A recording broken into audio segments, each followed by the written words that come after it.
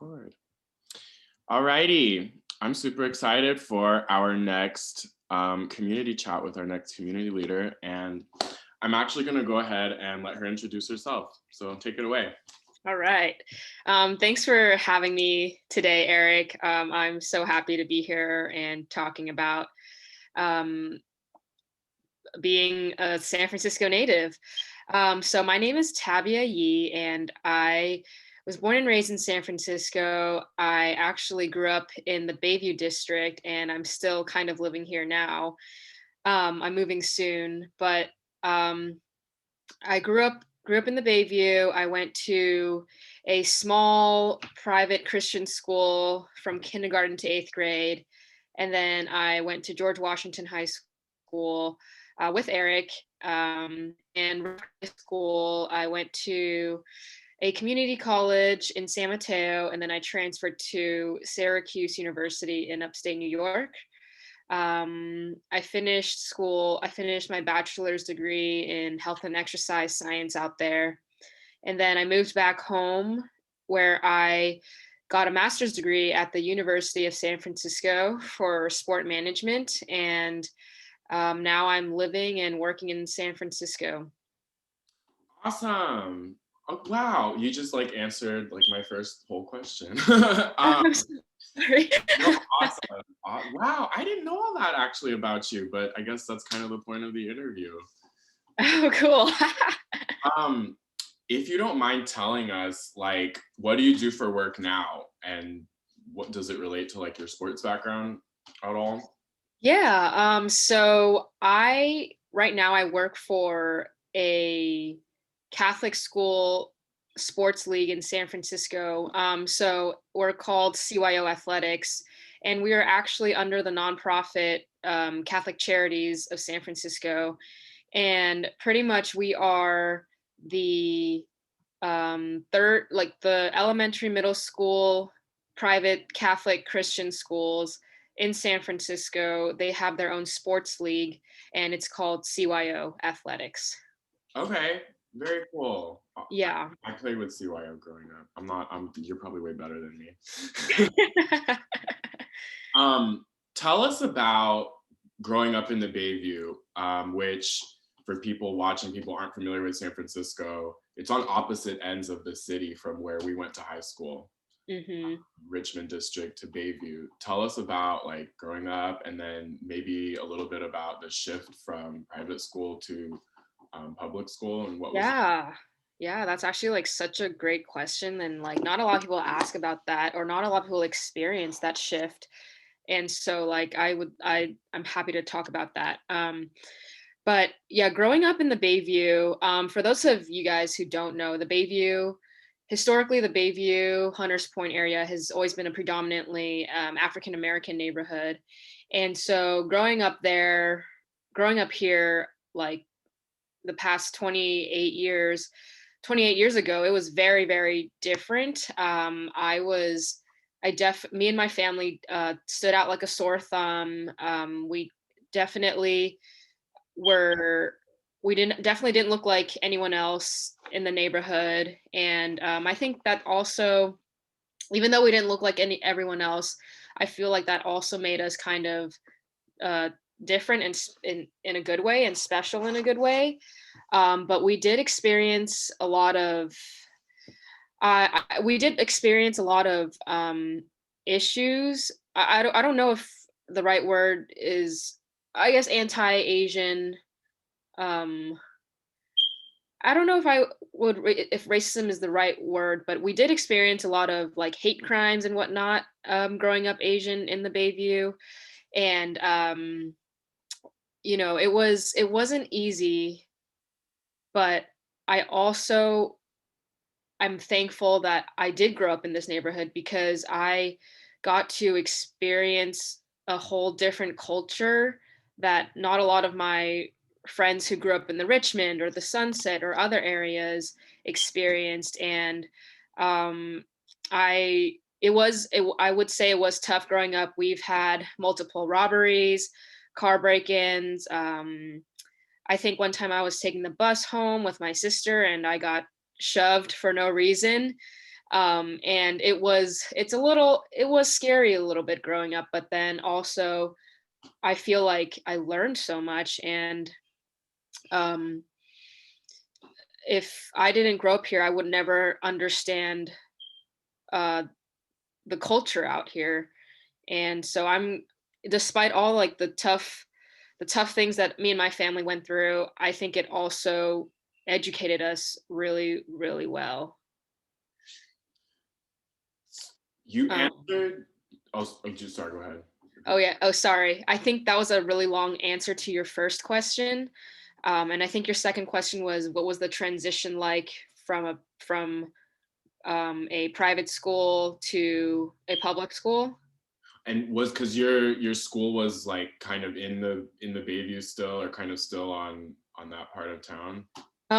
Yeah, my school, I went to Cornerstone Academy, and that was it was, let's see, it was by, I'm not quite sure what the district is called, Or but I I think it's guess Portola. Portola. Okay, yeah, the Portola district. So it was a little bit, it was like 10 minutes outside of the Bayview, 10 minutes from my home, but it was predominantly Asian Americans at Cornerstone Academy. Okay. Yeah. So I got to experience lots of kind of different cultures growing up. And but Cornerstone, I would say, being at that school, it was um very closed-minded. Um it wasn't it didn't really prepare me for high school, I would say that. And that transition from a very closed-minded private school to with only I literally it was like 99% Asian at Cornerstone, and then from that transition to going to Wash, it was, for me, it was a culture shock. I didn't um I didn't I was just shocked. My first week of high school as a freshman, I was like, wow, there's so many different cultures in San Francisco that you never even knew existed. And that was how closed-minded things were at that school. So I'm really, really glad that I ended up going to or a public high school where there was so many different cultures, so many different people of all backgrounds, because I would have just kind of been in that closed-minded mindset if I never left. And it was so crazy that I didn't even know there were other Asian races in San Francisco. I thought everyone that was Asian in San Francisco was Chinese. I never even had met anyone Korean or Japanese until I got to George Washington. Isn't that crazy? Even at Because Cornerstone, they were. I think you said this, like they it's, were Chinese at Cornerstone. yeah, everyone was Chinese at Cornerstone. So I didn't even fathom any other races, because that's how I grew up at that school. Um, yeah, go ahead. No, no, I was you kind of already led into this. Wow. I I this is like your interview. I want to hear your perspective, but it's like I came from like such a similar background. Like I totally get where you're coming from. Yeah. Wash was a huge adjustment. Yeah, it was a huge adjustment going from 70 people in your class to 600 people in your class to a high school of 2,400 kids. It was quite an adjustment, but it was it was an amazing experience, I'd say. For sure. And you come to appreciate it, like, I'm sure in college, that's when I really came to appreciate it. Like, not everybody had access to the education that we did. Mhm. Like, Yeah, people yeah. really cared like we did. Yeah, exactly. I kind of want to shift gears a little bit, Mhm. um, because you also moved back and you went to college, like, not just outside of San Francisco, not just outside of, you went out like outside of California. Mhm. And then you came back, I'm sure as I did, to a completely different city. Yes. But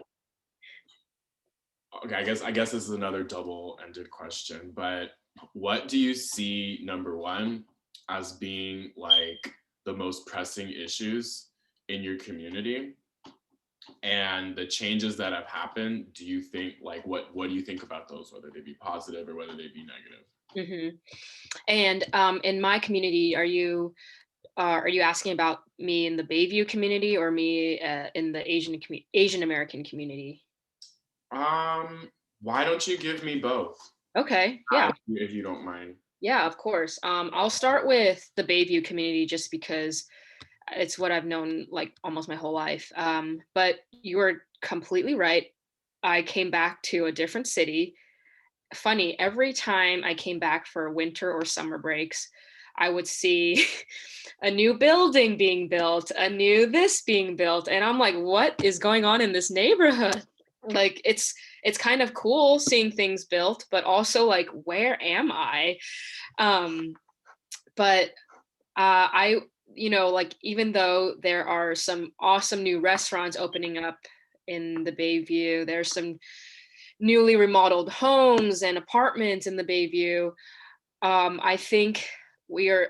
I am still seeing a lot of the same issues that I have been growing up, and a lot of these folks they kind of just hang around on Third and Pellew, and they don't have.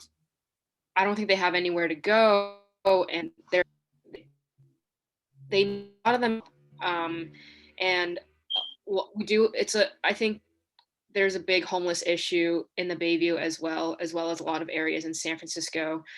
A lot of drug abuse, a lot of drug abuse, and I think that a lot of these folks do need housing and do need a place to stay. And I just can't imagine being, for example, just someone in a wheelchair with no one's taking care of them and they're just out and about and not even knowing where to go, and no one's helping them, no one's taking care of them. And I think I don't know if they want help, but I think that help should be offered. Um, and that's the Have Bayview gotten community. worse, or you'd stayed about the same, or hasn't Mhm. like, that specific problem the issue? Um, I think I think it's kind of just it's stayed about the same, as in where nothing's changed to help them. Like it's just kind of, oh, the usual, like, oh, hey, it's that Sir Mr. Wheelchair guy again. Like I see the same drug addicts walking across the street all the time.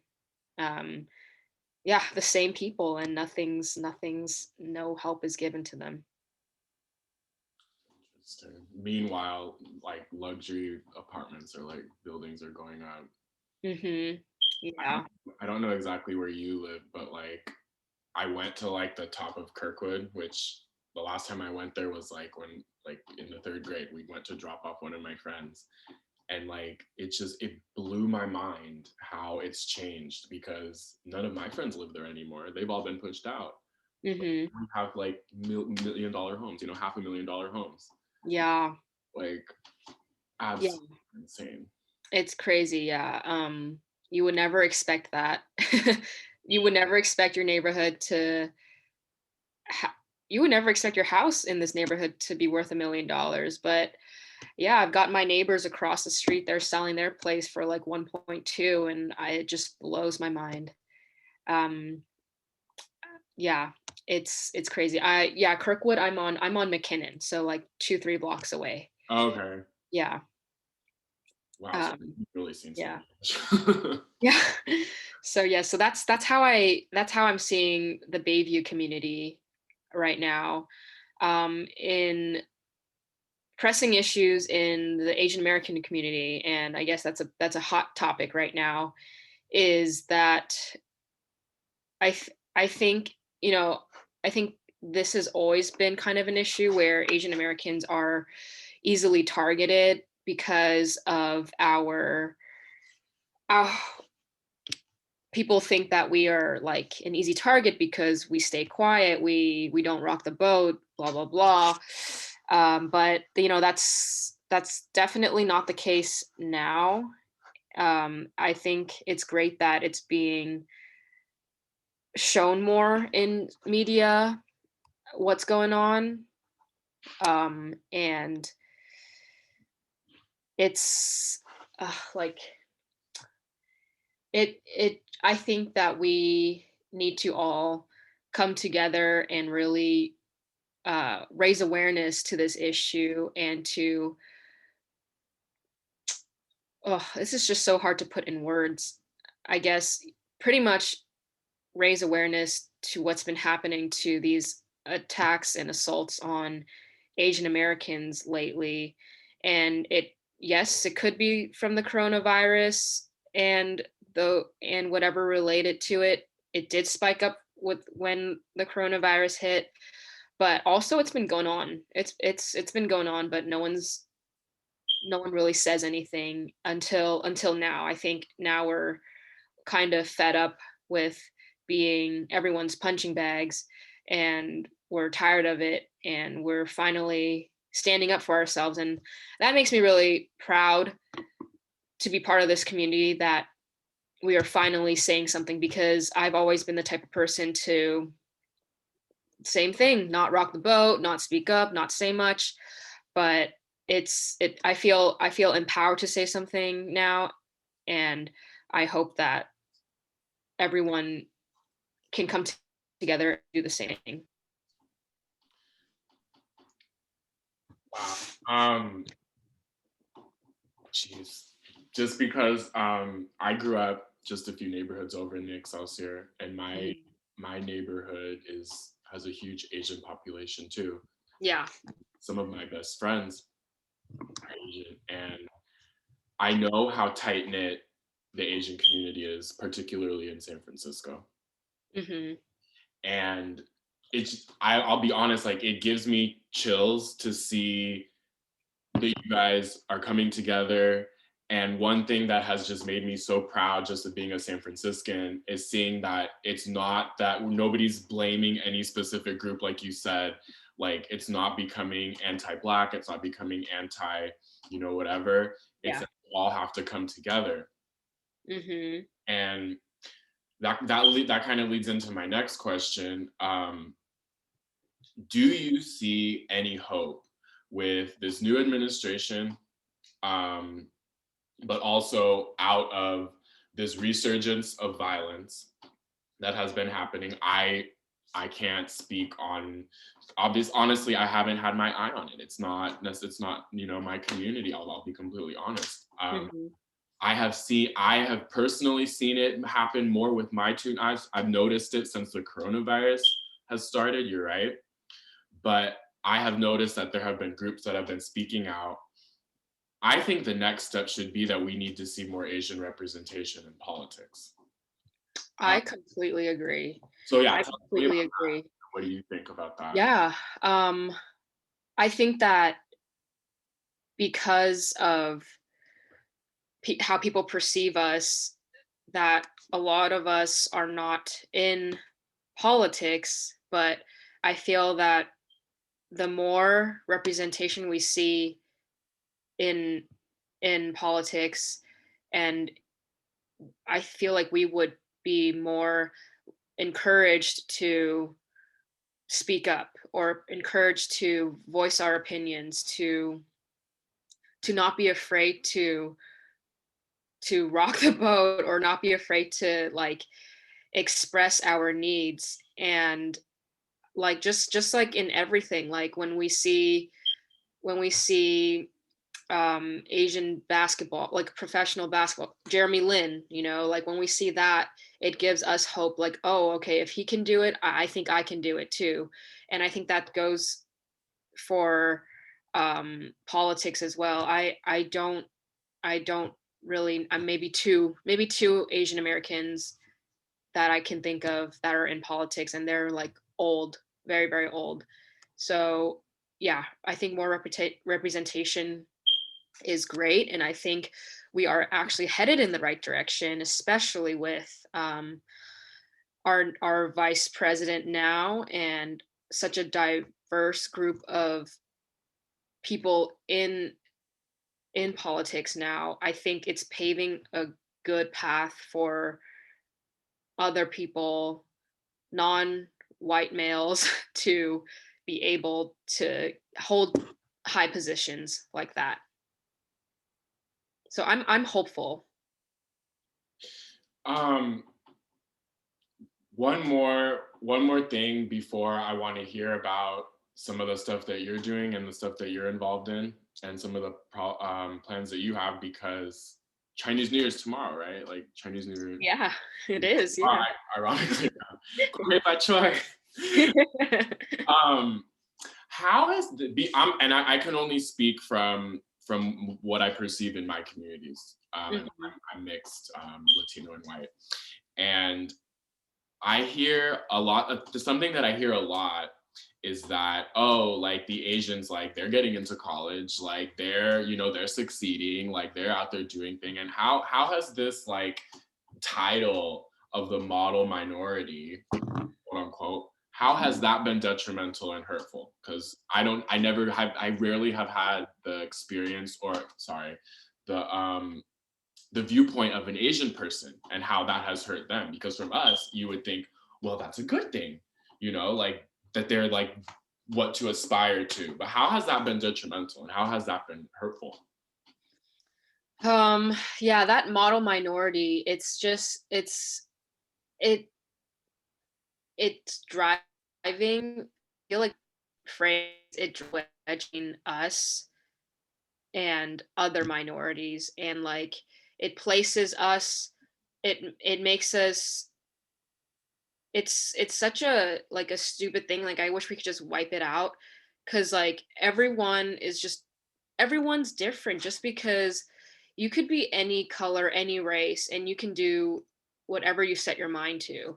And it's not just um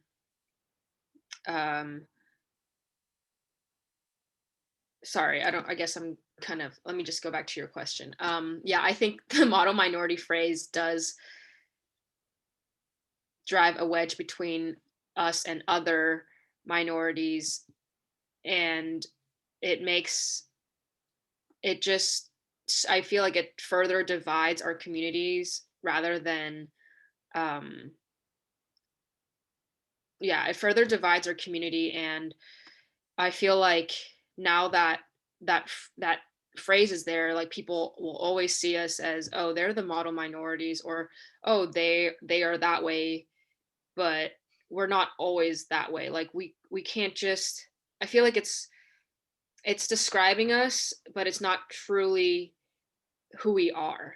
There are lots of there are a lot of Asian folks who are not model minorities, and there are a lot of, like yes, ugh, I don't know how to phrase this. It's a lot of like feelings and words Well, that I like we can't. were talking earlier, like, model minority, right? Like, let's just, play devil's advocate for a second. If Hmm. that were the case, then why don't we see more representation, in politics or on boards of companies, for example? Like, those are still predominantly white male. And Right. I hear all the time that, like, you could be like super credentialed and have better credentials than the white man, but when it comes to a supervisor leadership position, they'll still pick the white guy over the Asian guy. Yeah. Yep. And that's frustrating as hell, because we work just as hard, if not harder, and yet we're still not given that opportunity to be in high leadership positions. And and if we wanted to, we'd have to work 10 times as hard as the white male to achieve those goals. Like being, and I don't mean to go off a tangent right now, but being in sports as an Asian female right now, oh my God, it's super rewarding, but super difficult. I have to prove myself again and again and again and again. I work with a bunch of older, much older, white male athletic directors, a lot of older white males in general, and like it's just me constantly proving myself. that I can keep up with them, which I'm doing just fine, but I feel like I'm always being tested. I'm always being like watched over and making like they it's like it's as if they don't trust me to do my job, which I am doing it just fine. And yeah, it is what it is frustrating. And I forget, they called it something. It's not a glass ceiling, but it's similar. And I think I had another phrase for it, but and I'll have to look it up and like let you know what that phrase is. But it's similar to the glass ceiling where like we see it, but we can't break through it, you know? I have heard of that, specifically for the Asian community. Yeah, specifically for the Asian community. And so yeah, so like I think a lot of us I'm seeing bits and pieces of us breaking that ceiling for sure, but it's not it's not quite enough, you know. We're still not getting there. And like there's no, I don't mean like, oh my god, if we get there, like, oh that's the end all be all, but like just getting that opportunity to be in leadership positions is all like is all, I'm sure is all we ask for. Wow. And you would think, again, a super diverse, cutting, leading the trend city like San Francisco, that this might not be an issue, but it's also. Right, right.